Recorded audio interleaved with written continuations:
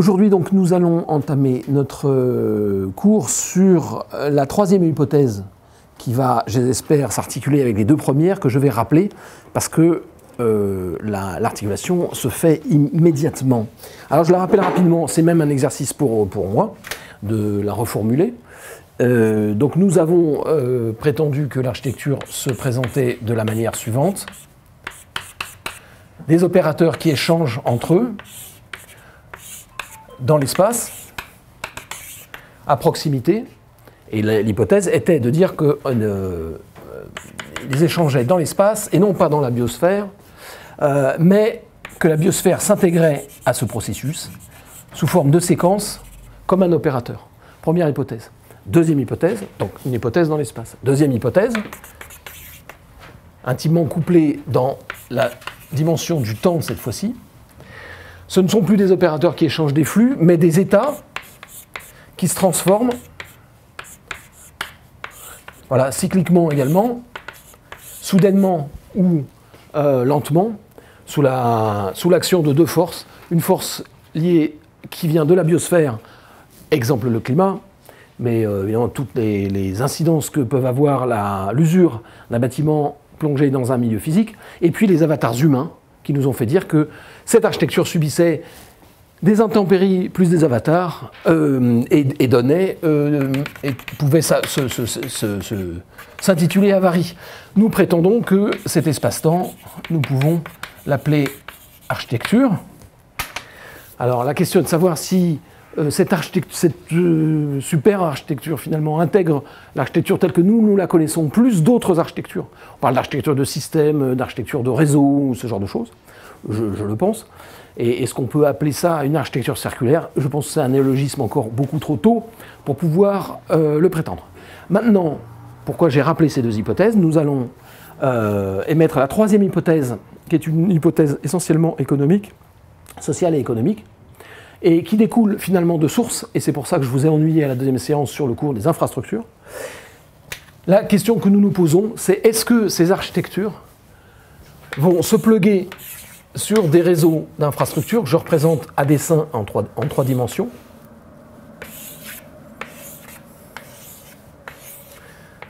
Finalement, quelle que soit la morphologie de ce réseau, pour le moment on va le considérer comme une morphologie isotrope, c'est-à-dire égale dans toutes les directions, ou alors, et c'est l'hypothèse que nous allons formuler aujourd'hui, ou alors se passer d'infrastructures, en grande partie, disons le plus possible, et échanger directement entre elles, qui nous ferait dire que ces architectures sont leurs propres infrastructures. Échanger au travers soit d'opérations d'échange entre opérateurs d'une autre architecture, soit d'état à état, par exemple d'utiliser des matériaux d'un bâtiment pour construire un autre bâtiment, comme on l'a vu au cours de recyclage.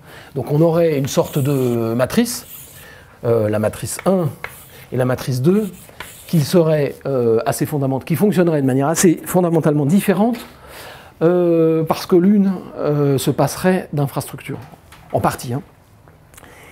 Pour le moment, vu de manière homogène, comme une sorte de mousse finalement, et on verra à la fin du cours que cette hypothèse 2, sur laquelle nous allons travailler, peut être représentée d'une manière peut présenter une morphologie plus comment dirais-je, caractérisée, que simplement une matrice homogène.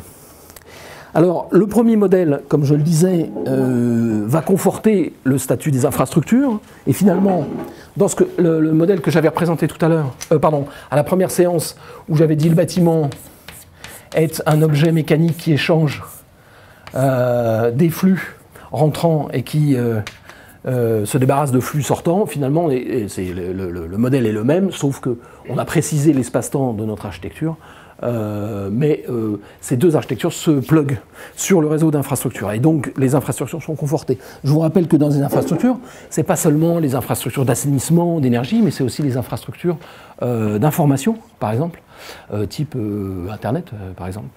Voilà. Ce qui nous permet progressivement de commencer à voir l'architecture selon deux modèles. L'un connecté et hyper connecté via des réseaux d'infrastructures, et une autre qui va se connecter de manière radicalement différente, nous allons le voir. Et le second modèle est disons, un milieu plus autogéré, avec une interdépendance des acteurs entre eux. Voilà. Alors, dans le premier modèle, nous allons parler essentiellement de questions éthiques, avec un exemple concret que nous irons visiter. C'est la maison à énergie positive. Et dans le second modèle, nous parlerons surtout de questions de gouvernance. Voilà. Parce que ces deux approches, éthique et gouvernance, interrogent très fortement ces deux modèles, il me semble. Notamment parce que l'idée d'aujourd'hui, c'est de passer d'une architecture procédure à une architecture protocole. Je m'explique. Une architecture procédure, c'est procédure industrielle, comme on l'a vu au cours de l'écologie industrielle, ou procédure de démantèlement, de recyclage, à quelque chose de plus constitué, de plus solidifié, soit juridiquement, soit socialement, soit politiquement, un protocole. Voilà. Toute l'idée est de passer progressivement d'une approche spatio-temporelle, comme un physicien pourrait l'imaginer, à progressivement enrichir le modèle d'une anthropologie, d'une politique, évidemment des dimensions humaines, même triviales comme celle de voisinage, pour accéder à ce statut d'architecture au sens où nous l'entendons en tant qu'architecte. C'est-à-dire, pas seulement architecture de système, mais architecture tout court. Ce qui veut dire que dans le premier modèle, on va essayer de s'interroger à son efficacité environnementale, et dans le deuxième modèle, à la nature des échanges entre opérateurs ou États. Alors, maintenant, on va rentrer dans le concret, parce que tout ça est très abstrait. Premier modèle, je vais m'appuyer sur le modèle de la maison à énergie positive pour montrer le paradoxe de cette maison et, je dirais, ses limites. Alors, si je fais un schéma, finalement, de la maison à énergie positive selon cette représentation, je vais effacer. Je peux effacer, je pense. Je vais garder ça peut-être pour mémoire. Donc, vous l'ayez, je pense, déjà depuis longtemps dans vos tablettes. La maison à énergie positive, telle que nous l'avons expliqué, c'est, nous avons un opérateur central. Voilà, je le dessine de manière ronde, je pourrais le dessiner de manière carrée, ça n'a pas d'importance, et qui va distribuer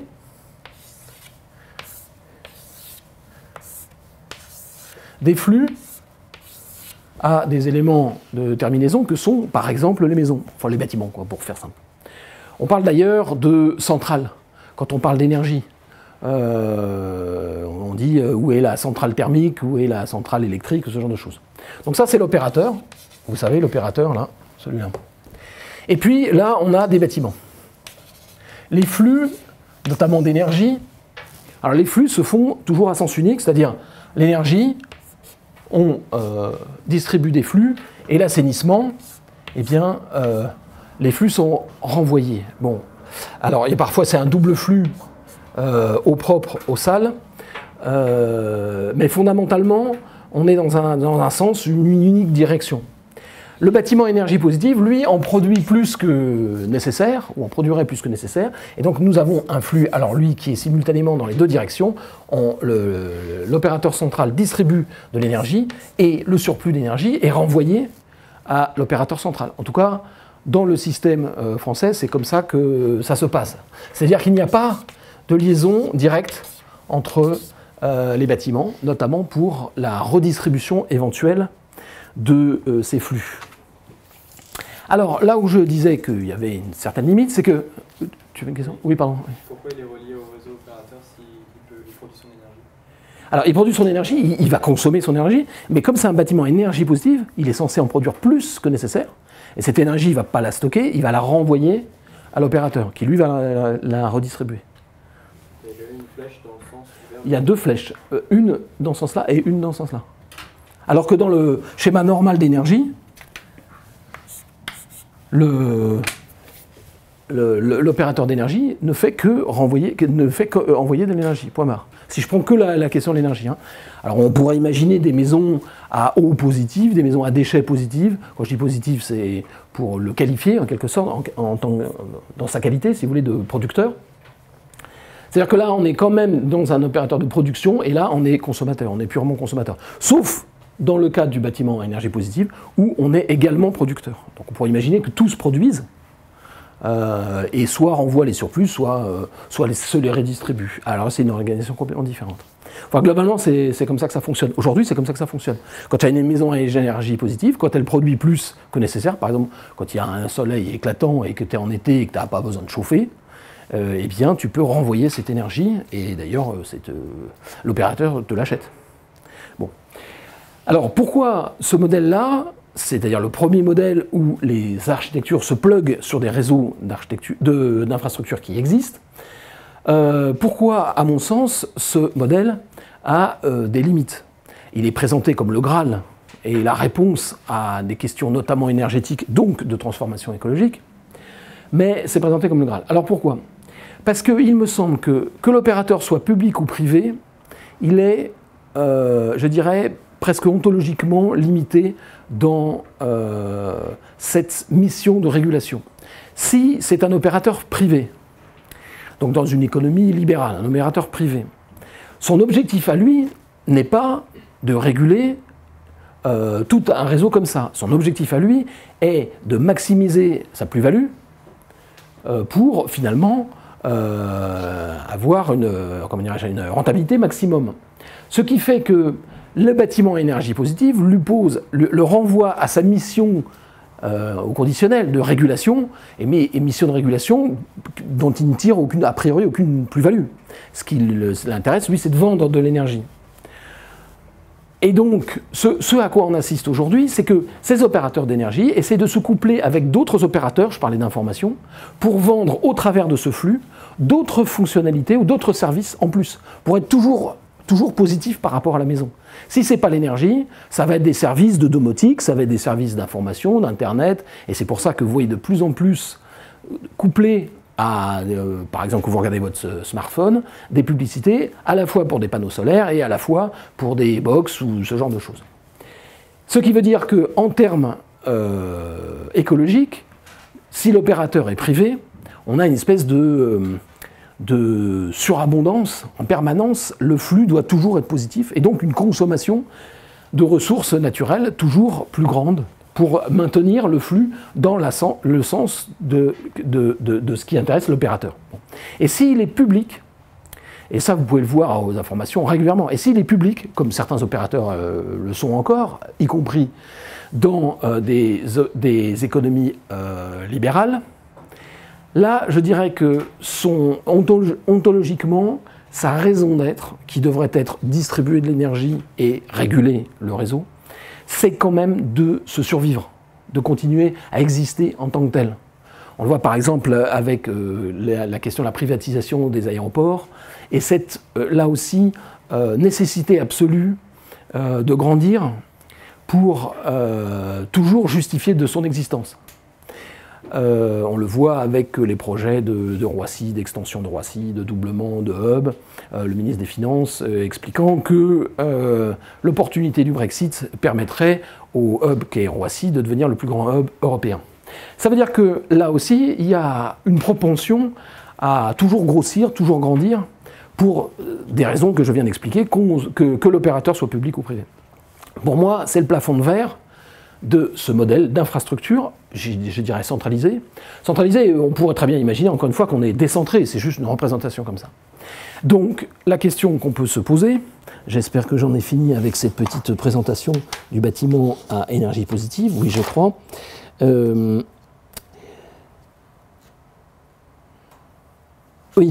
Donc, intéressons-nous maintenant au deuxième modèle que j'ai présenté, où les architectures, je dirais, formeraient leur propre infrastructure. J'efface à dessein.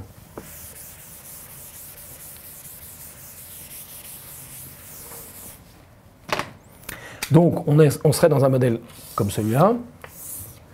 Voilà, que je vais représenter là schématiquement comme ça. Et puis, un deuxième architecture, voilà, qui échangerait directement, qui échangerait soit dans l'espace, soit dans le temps, et j'allais dire presque indifféremment. Alors pour ça, nous allons prendre un exemple d'un modèle économique et un exemple concret, conjointement, de sites urbains, pour clarifier ça. Alors, le modèle de l'économie, c'est l'économie de la fonctionnalité. Vous savez, on en a un peu parlé, on a dit qu'il nous semblait intéressant de l'intégrer dans une économie plus large, puisque c'est quand même un outil, la fonctionnalité, c'est pas, je dirais, un système économique.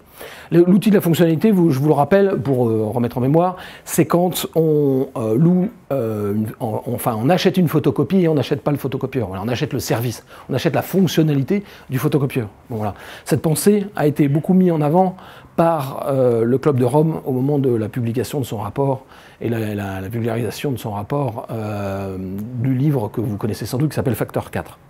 Et le site dont je voudrais vous parler pour illustrer cette économie de fonctionnalité, c'est le site de l'Université catholique de l'Ouest, l'UCO, qui est un site qui se trouve à Angers. Et là où il va nous intéresser, ce site, c'est que c'est un site urbain. C'est une université en ville. Et c'est pas seulement une école comme celle-ci, c'est toute une université. Je crois même qu'à l'origine, c'était une faculté, c'est-à-dire qui enseignait ce qui devait être l'enseignement au XIXe siècle, parce que c'était une institution qui date du XIXe, ce qui devait être à peu près l'essentiel du savoir universitaire. Alors, si je fais un petit schéma de ça, je vais effacer ça, du site de l'UCO. Alors, ils ont plusieurs sites, mais moi, je parle de celui d'Angers. Alors voilà, on a la ville d'Angers, et puis on a un site ici qui est un site un peu triangulaire, comme ça. Je vais le schématiser. Alors il est vraiment triangulaire, hein. Je vais le schématiser de la manière suivante. Alors originellement, au XIXe siècle, c'était un site occupé par des pépinières. Donc c'était un site qui avait été très remanié dans sa naturalité. Et le premier bâtiment qui a été érigé est un bâtiment du XIXe siècle, très XIXe, qui est un bâtiment qui était comme ceci, parce qu'ici on avait une place, avec des rues, et l'architecture du XIXe siècle, l'institution se présentait, alors ça c'est avec une façade classique, se présentait en tant que telle, en tant qu'institution du savoir, et donc l'image de son architecture était une architecture voilà, où on voyait un grand bâtiment comme ça, je ne sais plus très bien comment c'est fait, voilà, très ordonnancé à la française si je puis dire, avec un jardin devant, qui n'avait pour fonction que de mettre en valeur la façade du bâtiment. Et puis, il y a eu d'autres bâtiments qui se sont construits au XIXe, avec quelques références à l'architecture classique, ou disons encore, même fin XIXe, on avait encore cette référence à l'ordre classique de l'architecture française, tel qu'on peut le voir un peu partout dans ce pays.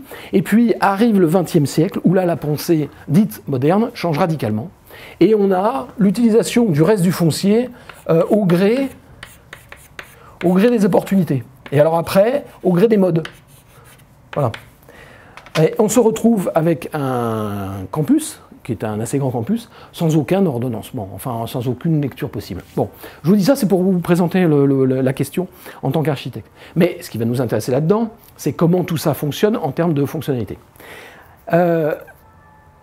Quand le recteur m'a demandé de réfléchir à l'avenir de ce campus, il m'a dit que son intention était de créer un autre bâtiment, encore un autre bâtiment, qui était projeté à peu près avec le même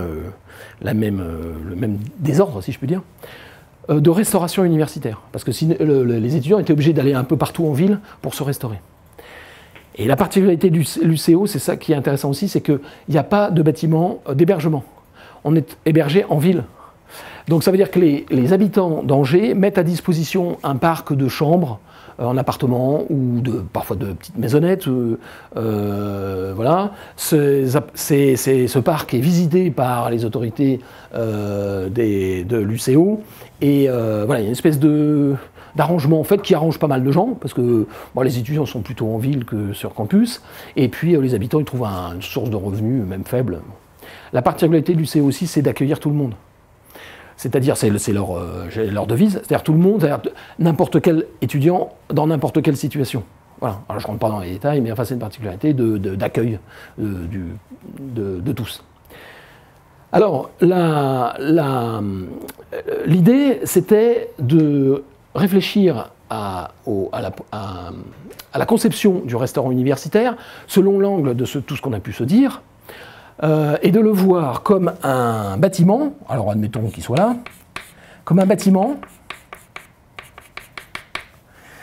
qui ne se serve pas, n'est pas conçu uniquement pour répondre à ses propres besoins, à sa propre fonctionnalité de restauration, mais vu comme un opérateur qui échange avec beaucoup d'autres architectures. Alors, quand je dis beaucoup d'autres architectures, ce sont les bâtiments avoisinants, voire, puisque finalement, dans ce modèle-là, la limite administrative nous importe peu, voire avec la ville. Alors,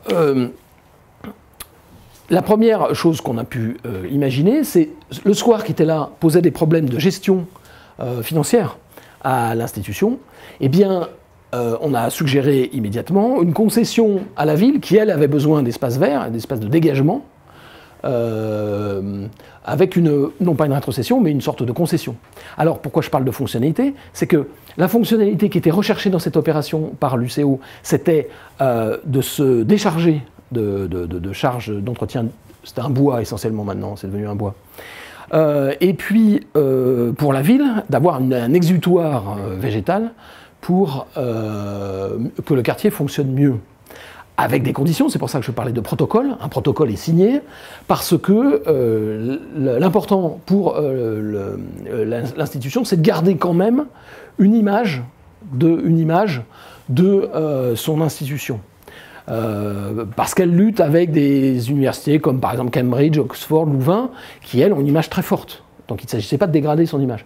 Et pour la ville, la reprise de la charge de ce petit square, mais qui ne la gêne pas, parce qu'elle, comme elle en gère d'autres, bon, finalement pour elle, c'est pas un énorme problème. Voilà, alors restaurant, même chose. Alors donc nous sommes là, dans cette architecture, avec l'architecture du campus, qui va échanger avec la ville, une fonctionnalité, mais qui n'est pas la même pour l'architecture de l'UCO que pour l'architecture de la ville. Mais c'est bien un protocole, au sens juridique du terme. Pour le restaurant, même chose. Mais cette fois-ci, en tant qu'architecte, on est dans la conception neuve. Donc ça veut dire comment conçoit-on ce restaurant? Eh bien pas uniquement comme ce qui aurait pu être la tentation si on avait une ambition écologique, comme un bâtiment à énergie positive, mais comme un bâtiment qui vient se complémenter avec les autres ou avec un voisinage particulier. Quand je dis se complémenter, ça veut dire, admettons que ce bâtiment fasse de l'ombre à un autre bâtiment qui est là, eh bien une renonciation à ce dispositif. Admettons que ce bâtiment doit être rénové énergétiquement parce que c'est un gouffre de ce type de bâtiment. Eh bien ce bâtiment, le nouveau bâtiment doit être producteur d'énergie pour directement rebalancer son énergie excédente à ce bâtiment-là, ainsi de suite, ainsi de suite. C'est-à-dire qu'en fait, avant de concevoir ce bâtiment, une liste de fonctionnalités, à la fois en addition et en soustraction, c'est-à-dire par rapport au bâtiment et par rapport à son contexte, a été rédigée pour voir comment ce bâtiment, en plus de la fonctionnalité de restauration des étudiants, pouvait interagir avec l'environnement selon ces règles-là. Ça veut dire par exemple récupérer des bâtiments, un bâtiment détruit ici, récupérer les matériaux pour construire celui-là, ce genre de procédure, maintenant vous commencez un petit peu à en entendre parler et même à les manipuler en termes de conception architecturale. On est donc bien dans un schéma comme ça. Et l'infrastructure, c'est là où nous sommes dans l'écologie industrielle, elle est mineure. Les distances sont extrêmement faibles, si vous voulez. Alors pourquoi je donne cet exemple-là? Parce que nous, en tant qu'architectes, ça va nous intéresser fortement. Pourquoi? J'ai parlé du 19e siècle. Au 19e siècle, on va vraiment caricaturer, très schématique, hein. On va dire qu'on était dans un ordre classique, un ordre administratif centralisé, français, comme on pourrait le décrire au 19e siècle. Disons, on va dire Napoléon III. D'ailleurs, ce bâtiment date, je crois, de cette période-là. On est donc dans un affichage de l'institution université, un ordonnancement qui fait référence à, je vais dire très court et assez bêtement, Versailles. On arrive au XXe siècle, où, à l'époque moderne, cet ordonnancement est supposé être libre. C'est-à-dire, finalement, les bâtiments se mettent un peu comme ils ont envie de se mettre, par rapport à leur propre logique et par rapport aux opportunités foncières. Et finalement, il en résulte un extrême désordre. Le symbole de désordre, c'est que tout ça, c'était un vaste parking. Il y a des voitures partout. Donc ça, c'était aussi une fonctionnalité que nous avons étudiée, mais au-delà, évidemment, du campus. C'est-à-dire, il ne suffit pas de supprimer des places de parking, mais de réfléchir à des alternatives de desserte du campus. Je dirais donc époque classique, époque moderne. Puis est venue après une époque dite postmoderne, comme vous l'avez vu l'apprendre. Alors, je ne fais pas un cours sur le postmodernisme, mais disons une critique de la modernité, une continuation finalement quand même de la modernité, au sens où j'ai dit ce bâtiment-là, stylistiquement, c'est plus un cube, mais c'est, vous savez, ce genre de bâtiment, dans les années 70, on faisait pas mal ça, avec des pentagones, voilà, sous-entendu, si jamais on doit l'étendre, on doit pouvoir l'étendre comme une espèce de réseau. Bon. On parlait de postmodernité avec ce type de bâtiment est un petit peu flatteur, mais enfin bon, bref, on est là-dedans. Et maintenant, nous nous trouvons au début du XXIe siècle dans finalement une bifurcation possible entre ce que j'appellerais une hypermodernité, c'est-à-dire le premier schéma dont j'ai parlé avec le bâtiment énergie positive, c'est-à-dire une optimisation, je ne refais pas le cours sur les infrastructures, mais une optimisation des consommations, des échanges, pour que le système soit moins consommateur de ressources naturelles. Mais il me semble qu'avoir argumenté sur la limite de ce système-là, donc une hypermodernité, une hyperconnexion, et puis, une transmodernité, où là on va réfléchir à des modèles d'organisation urbaine et spatiale, enfin surtout urbaine, complètement différentes, celles que j'essaye de présenter avec ce schéma-là. Raison pour laquelle l'exemple de l'UCE est un assez bon exemple qui résume assez bien toutes ces questions, qui permet de présenter toutes ces questions. Alors, dans le choix qu'un architecte peut faire et les outils de réflexion, il peut penser donc à l'orientation, au dégagement solaire des bâtiments, je l'ai dit, au potentiel en termes de ressources naturelles, géothermie, solaire, ce genre de choses, production interne d'énergie renouvelable. Par exemple, si c'est un restaurant universitaire, on peut imaginer une cuisine qui réutilise les déchets de compost. On peut imaginer aussi qu'une partie de la production de la nourriture soit faite sur place. Enfin, il y avait une grosse stratégie d'utilisation du potentiel de ce site. Par exemple, il me vient de souvenir que ce bâtiment-là, enfin celui-là, avait un toit qui était assez inutilisé et dont l'étanchéité commençait à poser des problèmes. Il a été envisagé d'utiliser ce toit, soit pour capter l'énergie solaire, soit pour même créer des potagers. Alors, toutes ces choses-là, en fait, ce site résume assez bien tout ce qu'on peut lire à l'heure actuelle dans la presse de tentatives de procédures ou de protocoles pour avoir un modèle plus... tel que je l'ai décrit, lors des séances précédentes. Alors, on a des avantages, je vais les synthétiser, qui sont nombreux. D'abord économiques, par exemple, dans la maîtrise des dépenses énergétiques. Écologiques, en mutualisant les espaces. Et sociaux, par l'offre de services rendus aux étudiants. C'est-à-dire ne pas faire des kilomètres pour aller déjeuner. Et puis finalement aussi peut-être, peut-on l'espérer, en termes de rayonnement pour l'institution pédagogique. C'est-à-dire que tout l'enjeu était de dire tout ce réordonnancement du campus, d'un campus en ville, ne singe pas des organisations type, je parlais d'Oxford et de Cambridge, avec de l'affichage d'une image d'Épinal de ce que devrait être l'idéal d'une université en ville, mais trouve son propre ordonnancement, son propre ordre, un ordre propre davantage à répondre aux questions des enjeux du XXIe siècle. Sauf qu'il y a quand même, il faut être conscient de quelques inconvénients, ou en tout cas défis qui attendent ce type d'organisation. D'abord, une complexité de liens à gérer, puisque finalement tous ces bâtiments s'imaginent en réseau et en échange de flux très divers, comme l'énergie, les déchets, les matières premières qui rentrent. Donc c'est un système complexe. Ensuite, la mutualisation des espaces nécessite, par exemple, des outils numériques. Quand je disais que finalement l'infrastructure, il n'était pas question d'envisager de se passer de toute infrastructure, mais une infrastructure qui est quand même dédiée au fonctionnement de cet espace. Par exemple, la mutualisation d'espace, c'est dire le cours va se faire dans cette salle-là, et on a l'outil numérique pour gérer l'affectation des salles. Et bien, on peut multiplier multiplier la gestion de tous ces réseaux par toute cette complexité par l'outil numérique. Et puis la dernière chose, c'est son acceptabilité en termes de code esthétique, parce que pour le moment, on n'a pas de code de ce type-là. Enfin, on ne voit pas très bien à quoi tout ça pourrait ressembler. J'ai fait quelques tentatives de représentation, mais qui sont délicates, parce que soit on met tout ça sous une moquette verte et on dit voilà, c'est l'économie circulaire, soit on montre des choses qui peuvent être perçues comme très mécaniques, ou en rupture évidemment avec les codes stylistiques qu'on connaît bien.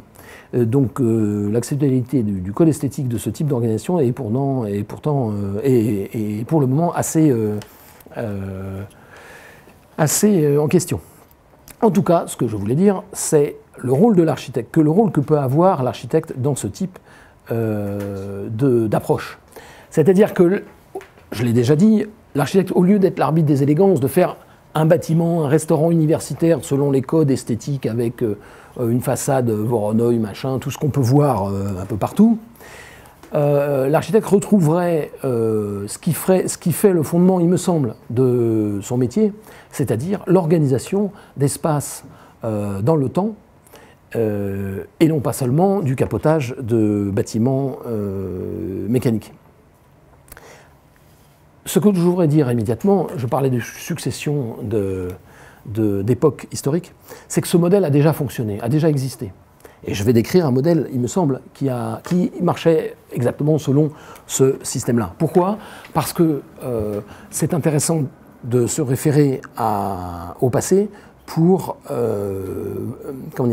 imaginer l'avenir. Voilà, bon, ça, je renvoie ça à un peu la conclusion du cours sur le recyclage. Alors, je me suis intéressé à un territoire que j'ai longuement décrit dans l'ouvrage auquel j'ai fait référence, qui est le territoire de Montmorency au nord de Paris. J'écris son orthographe, parce que son orthographe ne tombe pas sous le sens.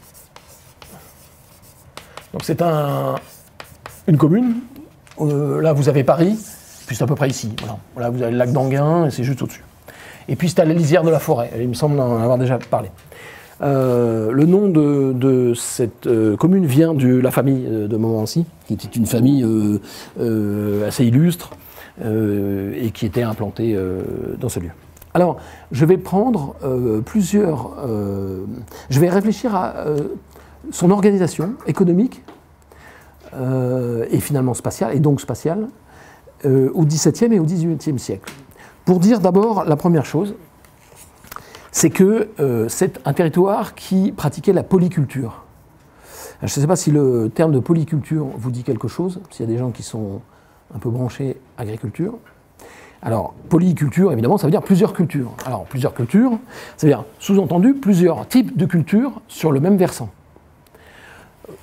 Ces cultures peuvent être l'agriculture céréalière, peut-être la viticulture, c'est-à-dire le vin, la vigne, peut-être l'élevage, avec une autre agriculture qui se connecte avec l'élevage, c'est l'agriculture fourragère, donc pour nourrir les bêtes.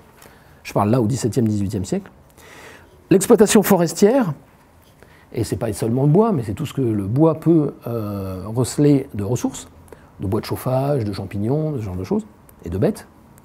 Et l'agriculture maraîchère, c'est-à-dire les fruits et les légumes. Enfin, surtout les légumes, au XVIIe siècle. Ce territoire, donc avec cette polyculture, faisait dire d'ailleurs au XVIIIe siècle par le comte de Mirabeau, si je ne me trompe pas, que c'était une région absolument magnifique. Parce qu'on imagine la variété des paysages qui pouvaient découler de la présence de ces activités économiques aussi diverses. Il parle à un moment de fossés remplis d'asperges, de chênes au pied desquels se cultivent des cultures en symbiose avec cet arbre. Voilà. Quelques phrases ont suffi à ce talent littéraire pour décrire la qualité des paysages de Montmorency.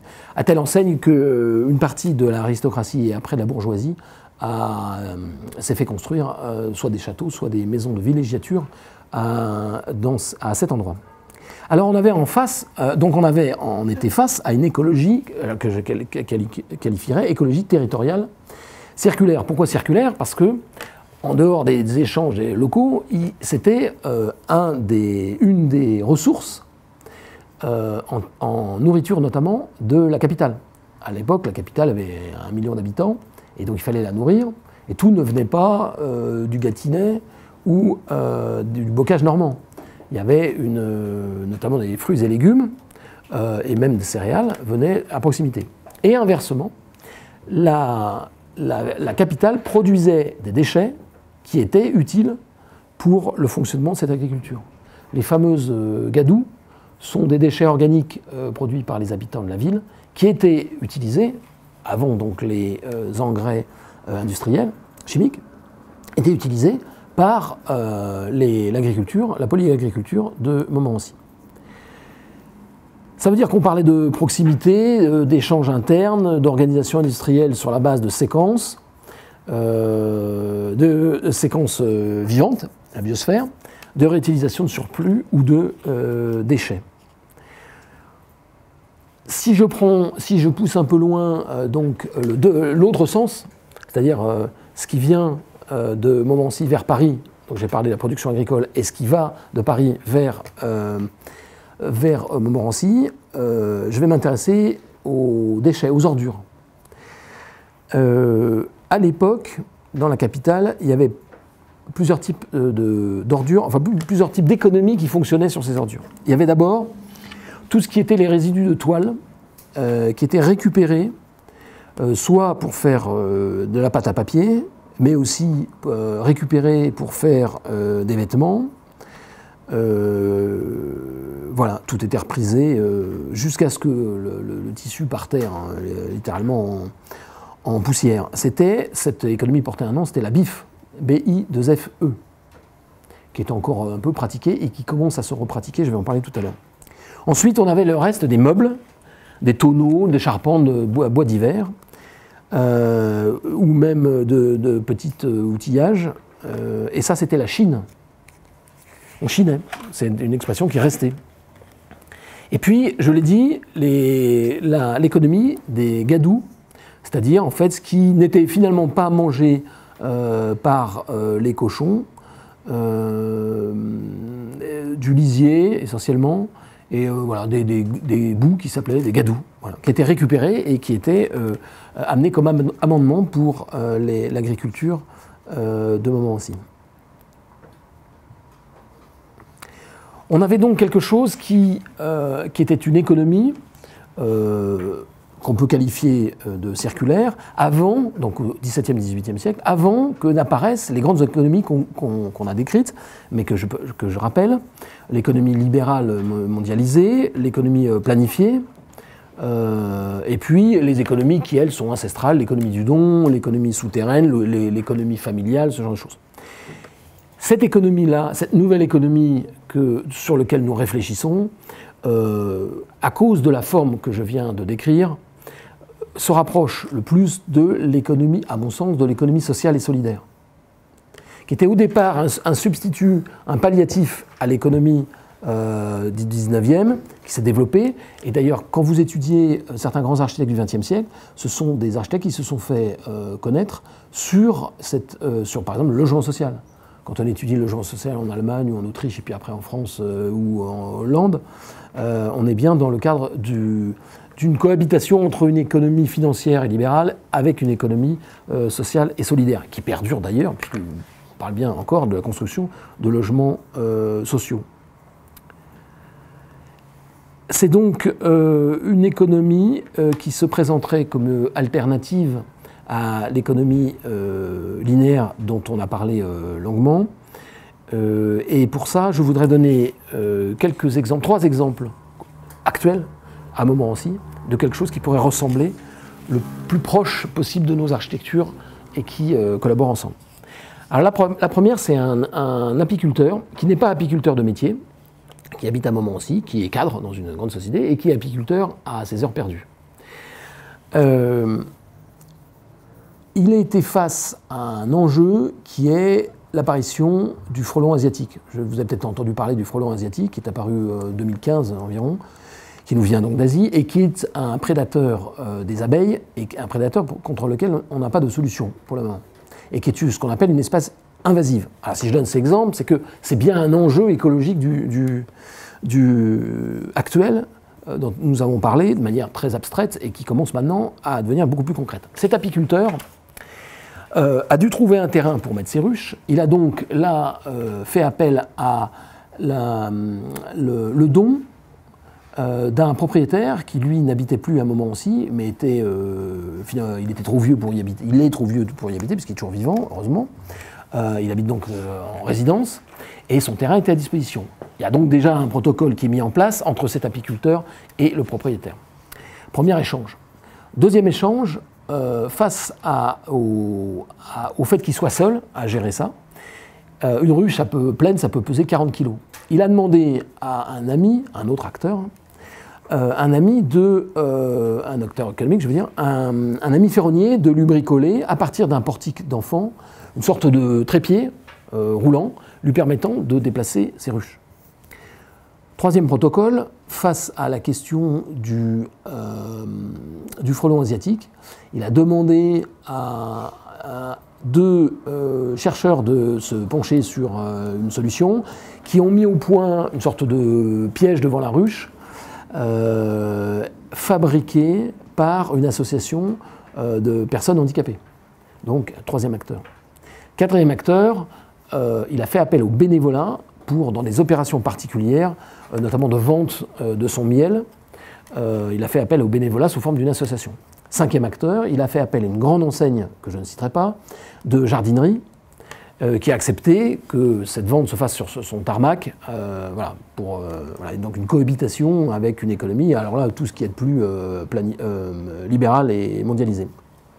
On voit donc que cette architecture se conçoit à proximité, avec un échange d'acteurs, j'ai cité 5 acteurs, qui échangent avec chacun, en y trouvant chacun son compte. Ça, c'est dans l'espace.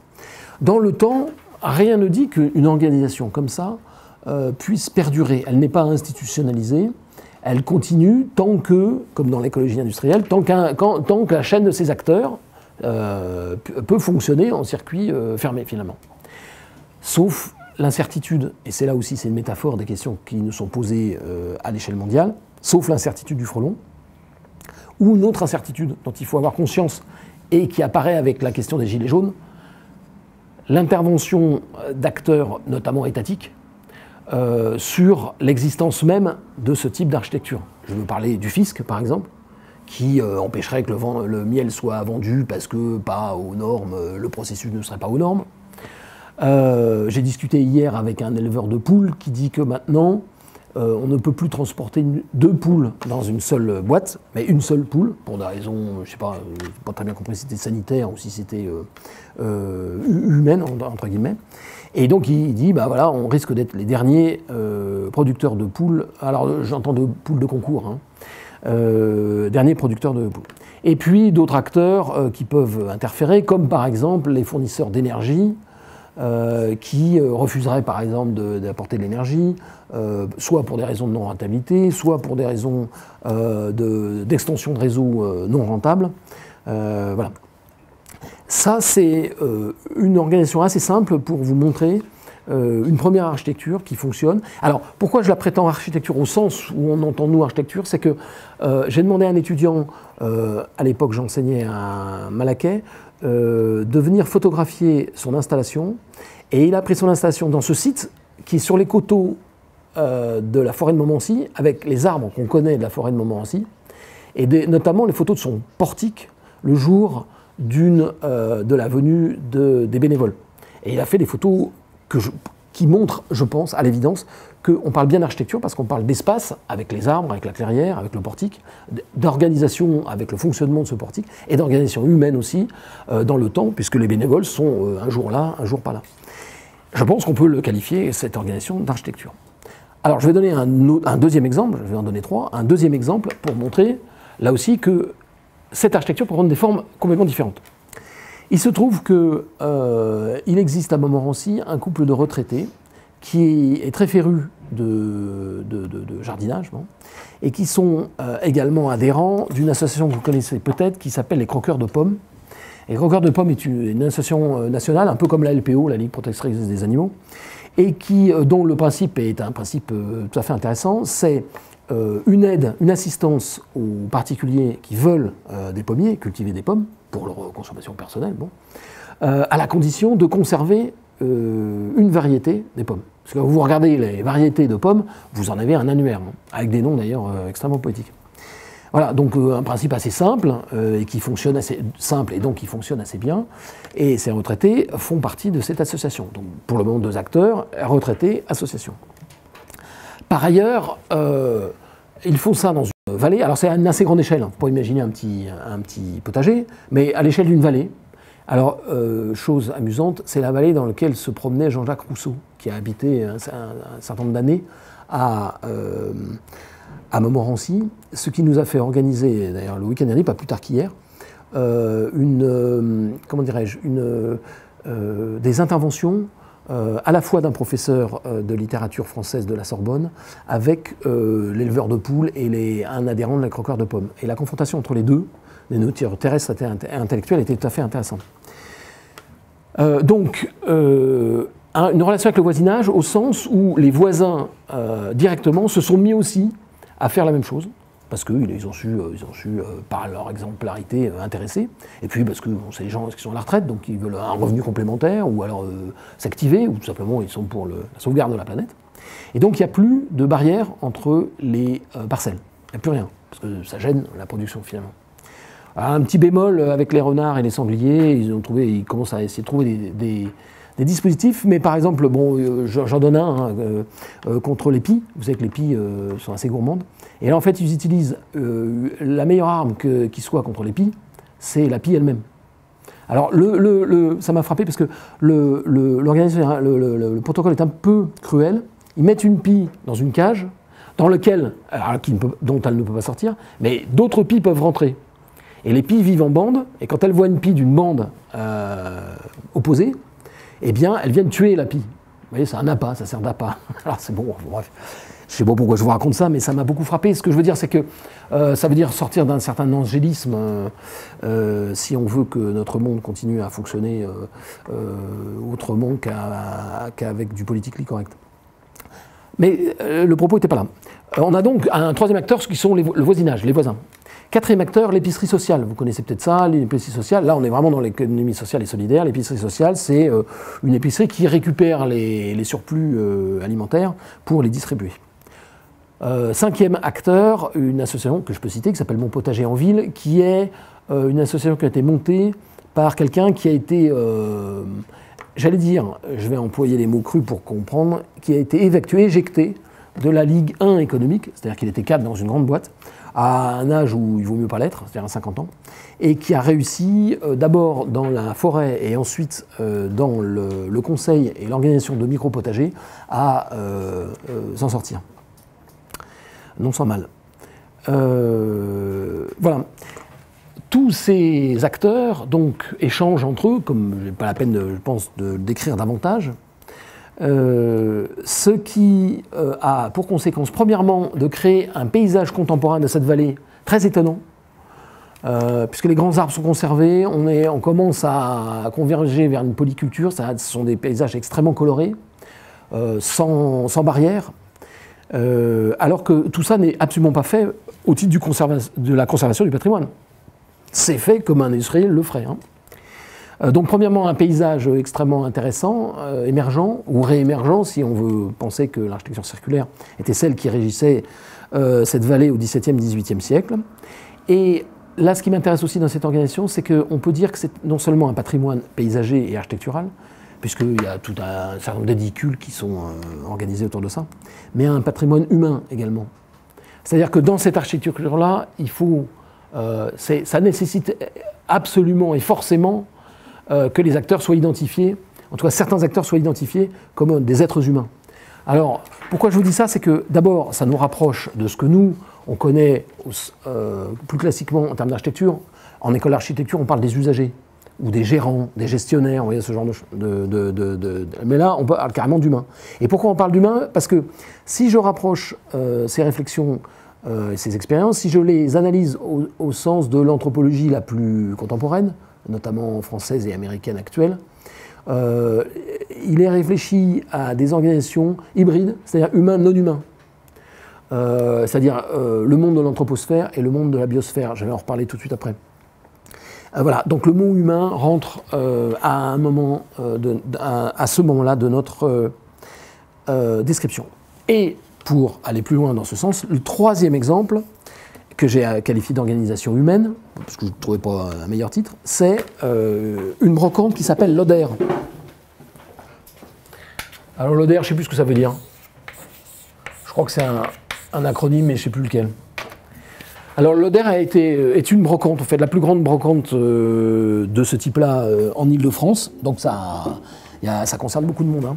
Et c'est 3 jours par an. Ça a été, au départ, l'idée, c'était un prêtre qui tournait dans le coin avec son camion pour récupérer ce dont les gens ne voulaient plus. C'était dans le milieu des années 60. C'était le début de la période de surproduction de déchets. Donc du coup, bah, voilà, ça s'est bien trouvé, ces déchets, et voilà, ce prêtre a pensé que ces déchets avaient une valeur, notamment pour les gens dont il souhaitait s'intéresser et s'occuper.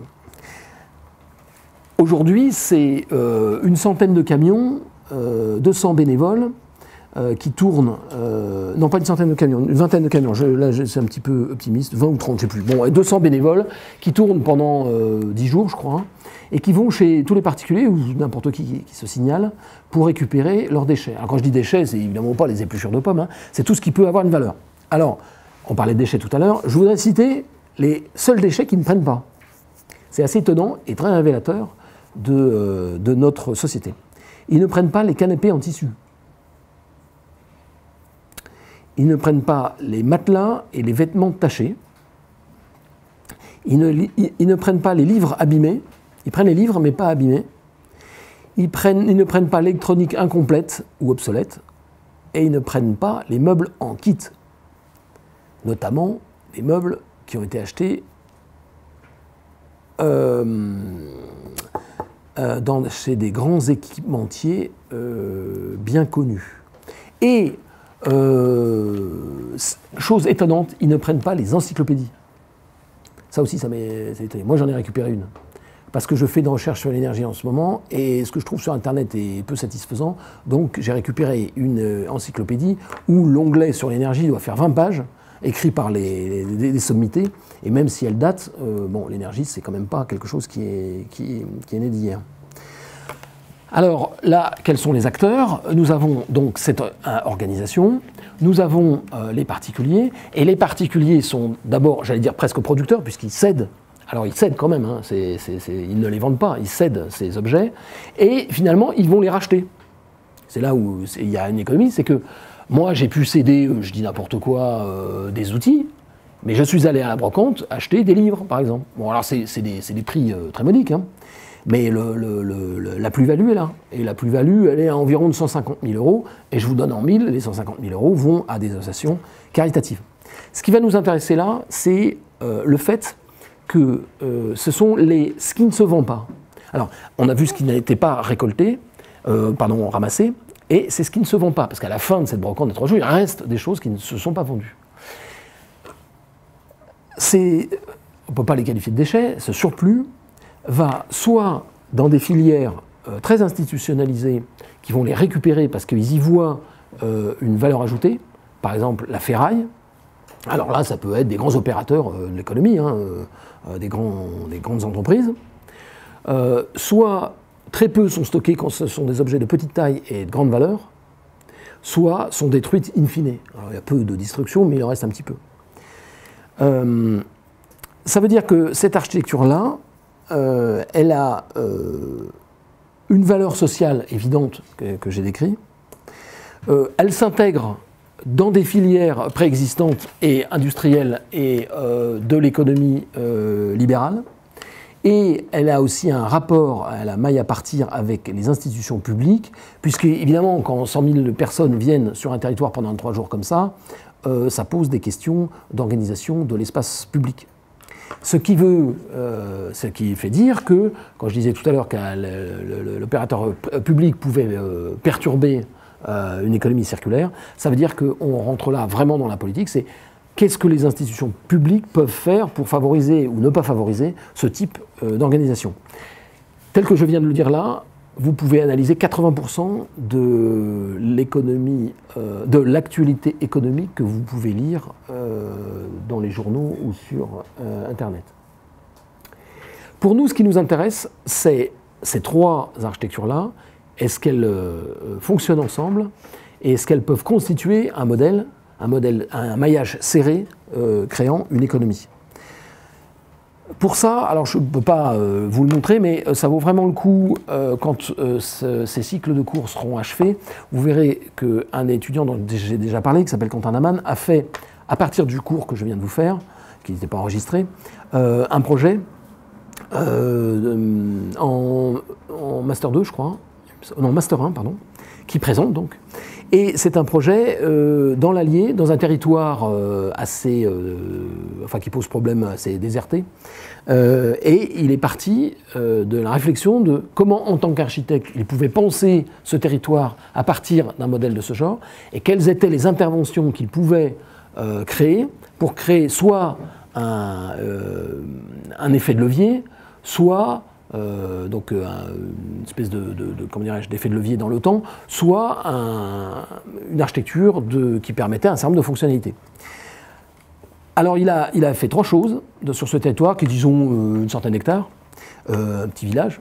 Il a fait un traitement paysager et bâti à certains endroits dont il a identifié qu'il créerait un effet bénéfique, notamment pour des gens qui courent et des gens qui font du vélo.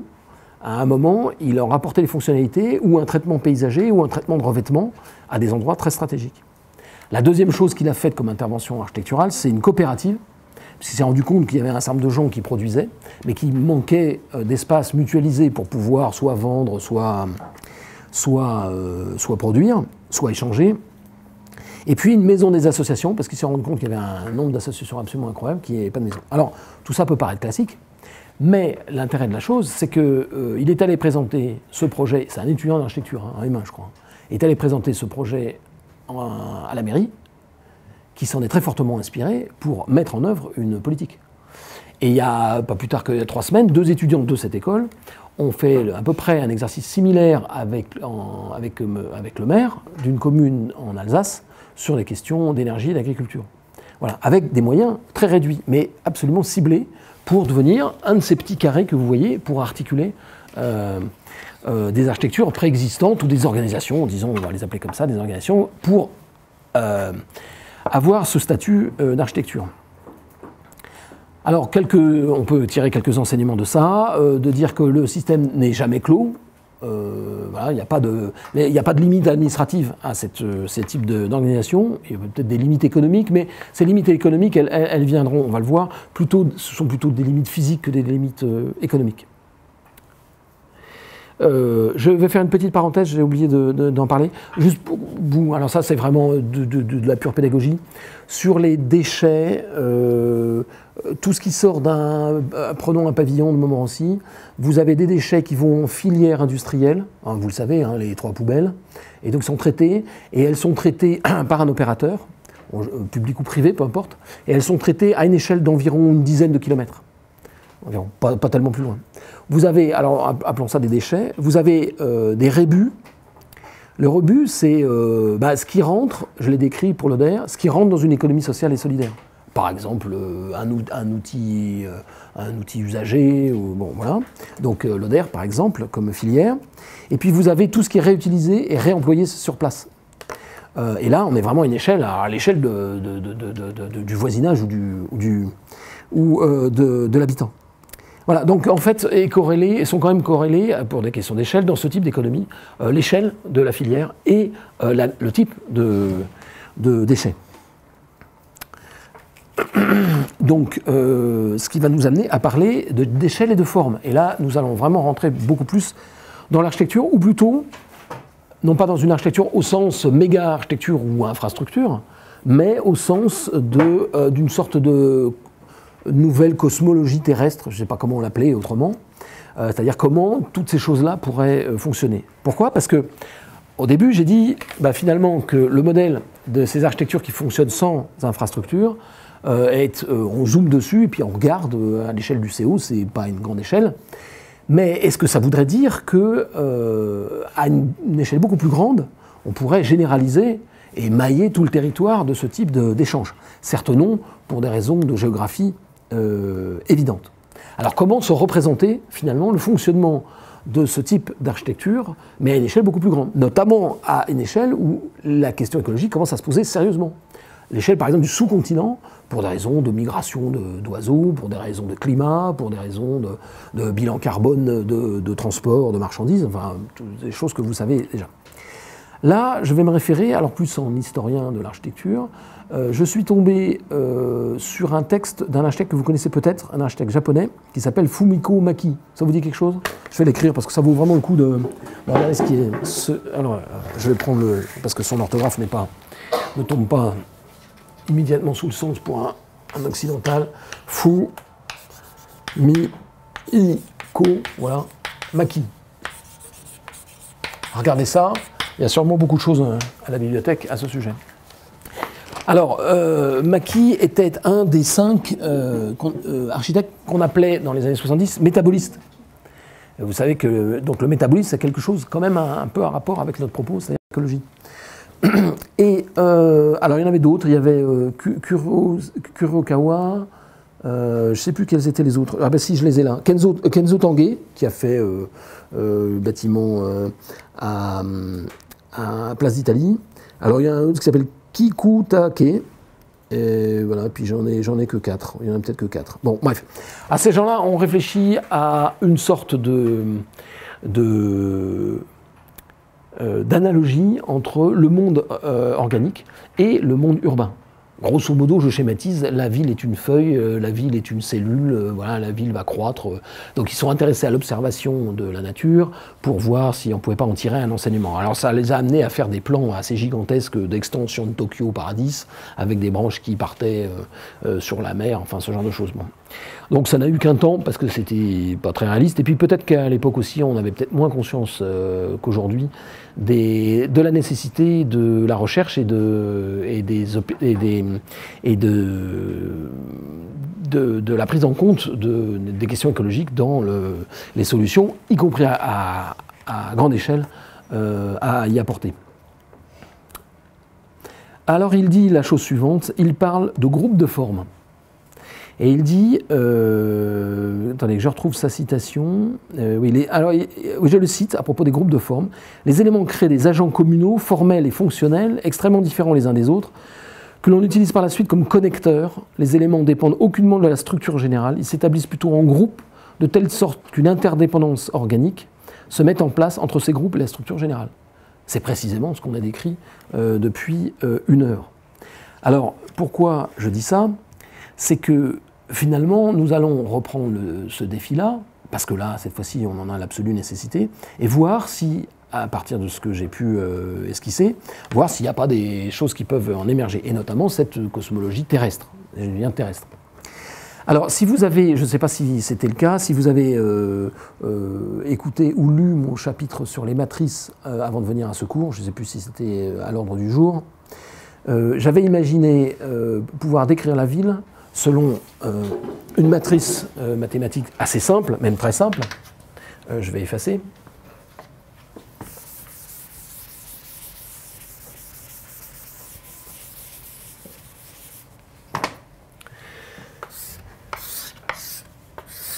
Alors, dans la colonne horizontale, tout ce qui était lié à l'anthroposphère. tout ce qui était produit de l'anthroposphère. Et dans la colonne verticale, je vais l'écrire, voilà, tout ce qui était lié à la biosphère.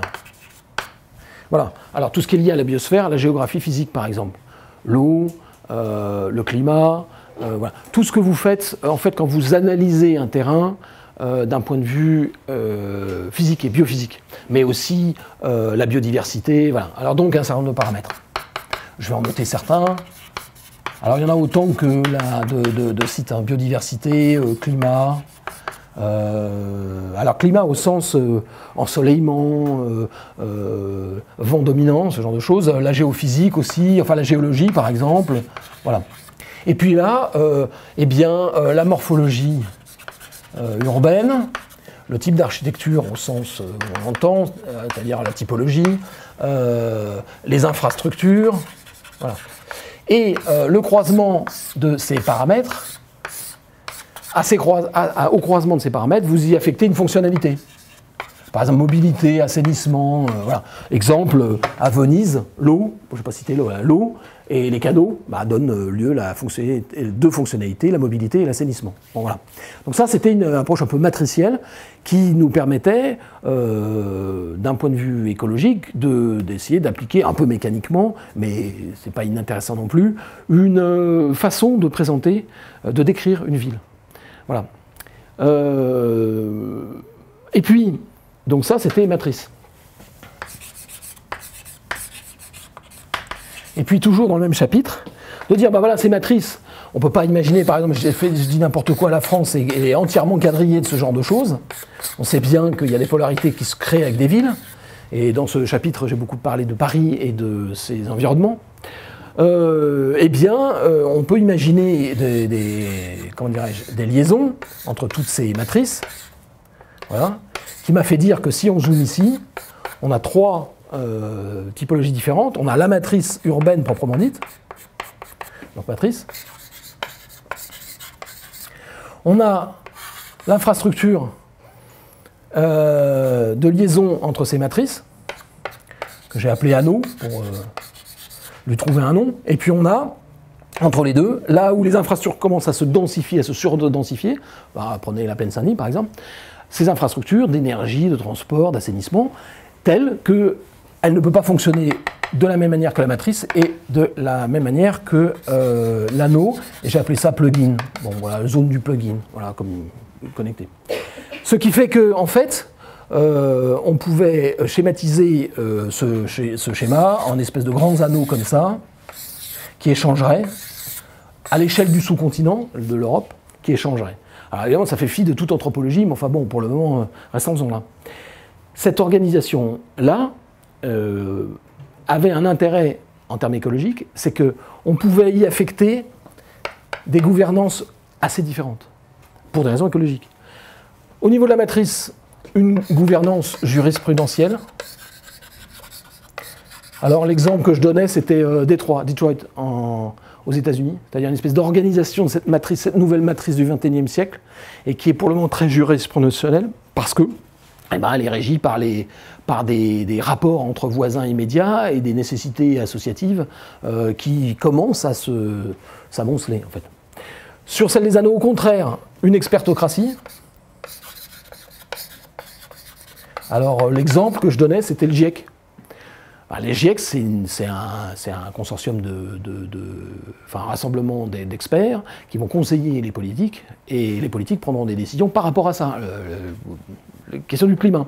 Et puis dans le plugin, une jurisprudence de type négociation.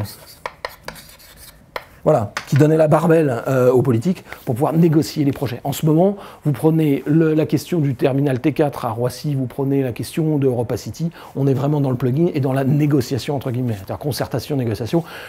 Comme la ville du 19e siècle s'est développée selon une espèce de marée, expropriation, spéculation. Bon, là, c'est à peu près la même chose. Donc là, on joue comme ça.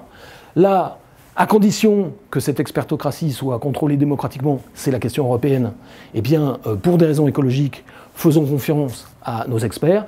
Et là, au contraire, on est dans l'humain, dans l'échelle de l'humain, à l'échelle de la matrice, une réorganisation qui va se refonder sur une jurisprudence. Bon, pourquoi je dis ça? C'est que si maintenant on prend ce modèle-là et qu'on lui applique ce modèle-là, eh bien, on va s'apercevoir qu'on a une sorte de représentation de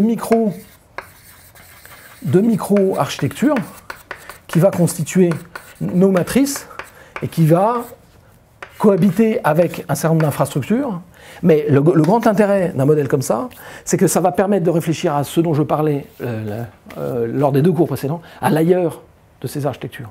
Et l'ailleurs de ces architectures, c'est là où écologiquement ça nous intéresse, c'est un autre statut, c'est la question de la sanctuarisation, typiquement le 7e continent de plastique dans les océans, type les grands parcs nationaux sanctuarisés, la banquise, voire la Lune. J'ai vu qu'il y avait un satellite privé qui s'est écrasé sur la Lune. Bon. Et donc cette organisation, cette cosmologie terrestre, elle a pour vocation de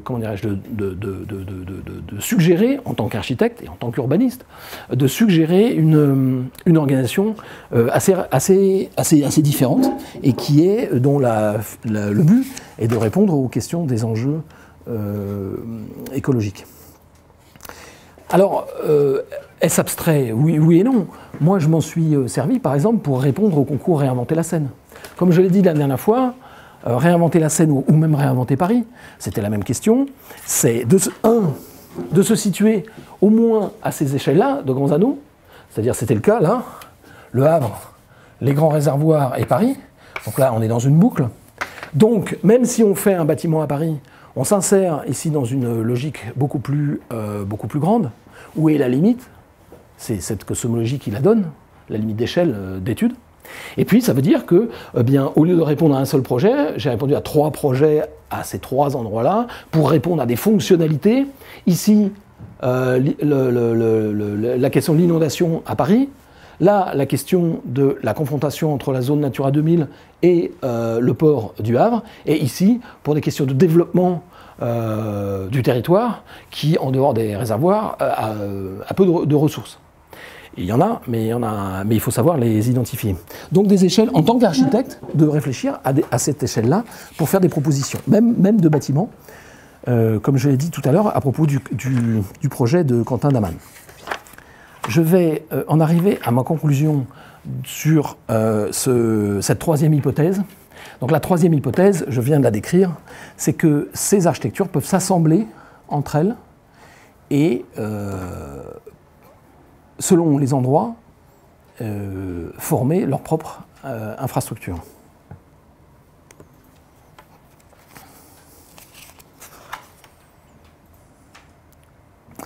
Alors la conclusion est la suivante. Conclusion du dernier cours, puisque c'est la conclusion de ce cours-là, et le dernier cours prochain sera une tentative de synthèse de ce que j'ai pu dire. J'ai parlé d'Europe, et je voudrais dire que si on tentait une sorte de petite historique sur l'Europe, on pourrait dire finalement, depuis l'Antiquité, que l'Europe a vu quatre périodes. Une période, alors ça veut dire décrire l'histoire de l'Europe complètement, alors non pas à partir d'événements, non pas à partir d'une analyse économique ou une analyse, enfin toutes les analyses qui sont faites, tous les prismes qui sont utilisés pour s'intéresser à l'histoire, mais selon tous les critères dont on a parlé. Alors une période médiévale qui va grosso modo du bas Moyen-Âge jusqu'au XVIIe siècle, c'est-à-dire le siècle d'Hobbes, ce philosophe anglais, H-O-B-E-S. Pourquoi Hobbes? Parce que pas mal de gens font remonter l'Anthropocène à partir de Hobbes, et non pas à partir de la Révolution industrielle ou de la Seconde Guerre mondiale. Il y en a même qui la font remonter à l'Antiquité en disant au bord de la Méditerranée, je crois l'avoir dit d'ailleurs, au bord de la Méditerranée, l'Empire romain a fait disparaître les grands fauves des rives. Enfin, peu importe. À cette période-là, durant cette période, donc on a un maillage énergétique dense, à partir d'éoliennes, de moulins à vent et à eau, très dense, et puis une utilisation du bois de chauffe, essentiellement. Une agriculture extensive et des régimes royaux, principalement. Donc ça, on peut décrire l'Europe sous ces angles-là. Ensuite, on a la période des Lumières et de la Révolution industrielle, et qui donc là a vu la consolidation d'un capitalisme qui venait sans doute d'un capitalisme financier de type hollandais, peut-être aussi d'un certain nombre d'apports, j'allais dire, au système par le début de la colonisation, et puis l'apparition de régimes démocratiques en même temps que de filières industrielles. Et après, alors cette deuxième période, la troisième période, après le second conflit mondial, une croissance exponentielle à la fois de la démographie, de l'accès aux ressources naturelles, de l'énergie, d'une agriculture intensive et finalement d'une mondialisation des échanges. Pourquoi je vous décris ces trois périodes? Parce que celle qui va nous intéresser, c'est la quatrième, c'est la nôtre, c'est celle que vous allez construire. Cette période, on peut la décrire au travers des enjeux, que vous connaissez tous, des enjeux actuels. Alors, une croissance non moins exponentielle de la démographie, la question du dérèglement climatique, la question de la démographie liée à l'extension de la durée de la vie, l'explosion de la puissance numérique et de l'intelligence artificielle, et puis, s'agissant d'Europe, de ce que l'on sait pour le moment, la grande question des migrations, qu'a pu connaître l'Europe à une certaine époque, donc au déclin de l'Empire. Enfin, on dit que c'est en partie à cause des migrations que l'Empire romain s'est délité. Je ne suis pas historien. Hein. J'ai lu en revanche une approche sur la question monétaire et énergétique, sur le déclin de l'Empire romain, qui était assez intéressante d'ailleurs, parce qu'elle s'astreignait à réfléchir à des questions écologiques pour réfléchir à ce changement de période.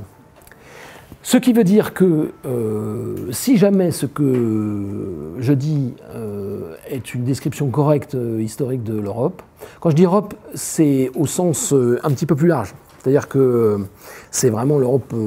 bon, il y a la question du Brexit, mais on pourrait très bien y inclure une grande partie des pays du bassin méditerranéen. Notamment, exactement selon les critères que je viens d'écrire, l'élévation de la démographie, le réchauffement climatique, les migrations, la puissance numérique, enfin, toutes ces choses-là. Ça veut dire qu'on peut imaginer que notre économie linéaire, telle que je l'ai décrit lors du premier cours, ne soit qu'une parenthèse, n'ait été qu'une parenthèse, grosso modo, pour faire simple, du début de la révolution industrielle, c'est-à-dire la machine à vapeur, jusqu'à une période qui pourrait être la période que nous connaissons à l'heure actuelle. Disons, pour simplifier, 2020-2050. Ça veut dire que ça peut être une période, finalement, de 4 siècles, point barre. Allez que je ne dise pas de bêtises, 17, 18, 19, 20e, oui, 4 siècles. Si c'était le cas, ça voudrait dire que tout ce que nous avons dit précédemment, l'architecture qui nous intéresse, nous, elle va s'inscrire dans une ère qui est assez radicalement différente. Elle l'est déjà par le dérèglement climatique. Donc ça, on peut difficilement faire fi de ça. Ça veut dire que, par exemple, au bioclimatique, on s'intéresse de plus en plus ici à la bioclimatique en été, plutôt qu'en hiver. En hiver, c'est pas très compliqué d'isoler les bâtiments, d'en faire un bâtiment énergie positive. Maintenant, on a tous les moyens économiques pour le faire, technologiques pour le faire. En revanche, les questions de risque, les questions de confort d'été, toutes ces questions-là se posent. Bon, vous voyez, juste un exemple comme ça qui me vient en tête. Ça veut dire que s'intéresser à des questions, à des territoires comme Détroit, comme un laboratoire à ciel ouvert, si je puis dire, mais pas seulement ça, s'intéresser à la question historique de l'aéroport de Notre-Dame-des-Landes, pourquoi on y a renoncé, et quel type de projet pourrait finalement s'y substituer. Est-ce que ces questions de gouvernance ne permettent pas de mieux comprendre des projets, la pertinence ou la non-pertinence de projets comme la ligne Lyon-Turin ou même le barrage de Sivins ou le magasin, la Europa City. Je ne rentre pas dans le détail de ça et je ne dis pas que la réponse est binaire, mais quel autre espoir apporter si on pense que l'architecture est effectivement une révolte, c'est comment finalement recomposer un nouveau grand jardin hybride. Et là, je voudrais citer, si j'ai la citation sous les yeux, oui, citer Fernand Braudel, qui, en parlant d'Europe, disait « Par la construction de terroirs régulièrement cultivés, au départ de simples clairières, qui s'annexent les réserves de la forêt, du marécage, de la lande et des cours d'eau, comme un filet jeté sur la nature sauvage dont on ne saurait bouder les ressources, vue d'avion, l'Europe offre le spectacle d'un immense jardin cultivé avec soin dans sa totalité. » Tout l'enjeu, c'est de construire, pour moi en tant qu'architecte, de reconstruire ce jardin. Il me vient en tête les jardins d'Alhambra, comme immédiatement en tête. Voilà, j'en ai terminé. Avez-vous des questions? Alors, juste 2 minutes, j'en ai pas tout à fait terminé parce que ce monsieur m'avait posé une question, c'est toi, hein, sur la concurrence, dont j'ai débattu avec le professeur à la Sorbonne ce week-end. J'ai dit, j'ai un étudiant qui m'a interpellé là-dessus, et avec un naturaliste. Donc, je vais te restituer le fruit de nos... Ah, il a dit d'abord que c'est une question qui concerne autant la biologie que l'économie. Je pense que quand d'ailleurs je t'ai posé la question, tu m'as dit, mais sur les 2 plans. Il est intéressant sur les 2 plans. Alors, je ne fais pas un cours là-dessus, mais on sait qu'en termes, la concurrence d'un point de vue économique, elle est dans une économie libérale quasiment un des piliers, même pratiquement le pilier, enfin plutôt un des principes, j'allais dire presque d'assainissement en quelque sorte. Hein. C'est très darwinien d'un point de vue économique. C'est celle des grands libéraux que sont Milton Friedman ou des gens comme ça. Et puis, par ailleurs, son pendant, si je puis dire, mais je ne suis pas sûr que ça soit l'exact symétrique, la solidarité, au sens économique, qui, elle, est plutôt le principe de l'économie sociale et solidaire. Donc, cette question, elle se pose d'un point de vue économique. Mais elle se pose aussi aux biologistes et aux naturalistes en disant, mais est-ce que le modèle, c'est Darwin avec la concurrence et les espèces qui s'améliorent, voilà, les faibles meurent, ou alors est-ce que, comme certains naturalistes le pensent, la nature fonctionne d'abord plutôt en symbiose, voire en collaboration? D'ailleurs, les arbres collaborent entre eux, les espèces et les essences collaborent entre elles. Voilà, une espèce de collaboration gagnant-gagnant. Bon, ces 2 modèles, voilà, le débat n'est pas clos.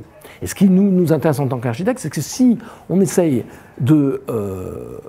comme tu l'as fait d'ailleurs, de prendre ces 2 calques-là, l'économique et le biologique, pour voir si la question se pose en termes d'architecture, c'était précisément ce que j'ai essayé d'expliquer aujourd'hui. C'est-à-dire, il y a une cohabitation entre le modèle de l'économie linéaire, c'est-à-dire plutôt fondé sous l'économie libérale, sous le principe de la concurrence, et un modèle qui est plutôt le modèle de l'économie circulaire, qui lui est fondé plutôt sur le modèle de la collaboration. Tu vois, donc, en fait, voilà, c'est une réponse de Normand, comme on dit, c'est un peu l'un et un peu l'autre. Voilà. Mais bon, voilà, on en est là aujourd'hui. Je cite simplement le livre, je ne sais plus comment il s'appelle, je crois que c'est un Allemand qui a écrit un bouquin sur les arbres et qui explique que les arbres dialoguent entre eux et collaborent entre eux. Et tout. Bon, je sais pas ce que je l'ai lu, mais bon, je sais qu'il est assez, comment dirais-je, critiqué ce livre, mais c'est toujours intéressant de. Voilà. Ce que je trouve, en revanche, un livre, et je terminerai là-dessus, un livre qui me semble, j'en ai déjà parlé, je crois, qui me semble beaucoup plus intéressant de ce point de vue-là, c'est le livre d'Anna Tsing. Le champignon de la fin du monde. Je crois que j'en avais parlé. Hein. Anna Tsing, T-S-I-N-G, parce que lui, ce livre-là, c'est donc une anthropologue américaine, ce livre-là décrit une filière, celle de la quai des champignons, qui est à la fois ultra localisée, puisque les champignons poussent à un endroit précis, mais en même temps totalement mondialisée, c'est-à-dire qu'une fois que le champignon est cueilli, il va vraiment dans la filière la plus comment dirais-je, mondiale qui soit, pour aller être vendu aux Japonais, qui l'offrent de manière vraiment alors processionnelle. C'est vraiment un symbole fort d'une offrande faite par un Japonais à un autre Japonais. Et ce qui est intéressant, c'est qu'au travers de la description de ce type d'économie, elle décrit l'état du monde dans lequel nous sommes aujourd'hui. Alors si c'était que ça, il y a pas mal de bouquins qui paraissent là-dessus en disant voilà, l'énergie pourrait décrire la situation dans laquelle on est, ou l'eau pourrait décrire... Mais ce qui est intéressant dans ce livre, c'est qu'elle donne un espoir...